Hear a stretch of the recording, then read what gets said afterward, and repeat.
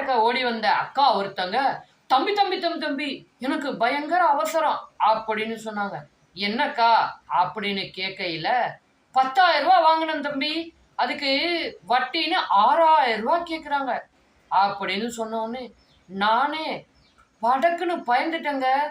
என்னடா இது 10,000 ரூபாய்க்கு 6,000 ரூபாய் வட்டியா, பகல் கொள்ளையால இருக்கு அப்படின்னு விவரத்தை விசாரிச்சா, எப்பக்கா வாங்குனீங்க அப்படின்னு கேட்டேன். 3 வருஷத்துக்கு முன்னாடி தம்பி. ஓஹோ, வட்டி என்ன போட்டாங்க அதுதான்ப்பா தெரியல. இப்ப படக்குன்னு 6,000 ரூபாய் கொடுன்னா நான் என்ன பண்ணட்டும் அப்படின்னு அந்த அக்கா புலம்புற அந்த கேப்ல இந்த கணக்கு நம்ம பார்த்துருவோமா. 10,000 ரூபாய் 3 வருஷ வட்டி, தனி வட்டிக்கு தான் வாங்கியிருக்கிறாங்க.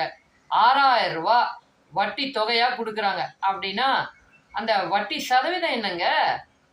எவ்வளவு கஷ்டமான கணக்கு.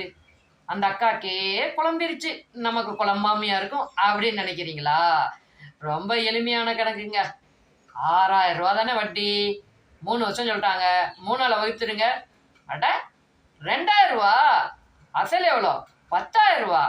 சரி, வட்டியை எப்படி கண்டுபிடிக்கிறது?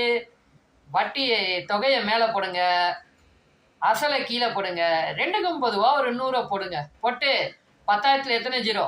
4 ஜீரோ இருக்கா? மேலே 100 எத்தனை ஜீரோ இருக்கு? 2. அப்போ கீழே 10,000 2 ஜீரோ கட் பண்ணி விட்டுருங்க. இப்போ கணக்கு எப்படி இருக்கும்?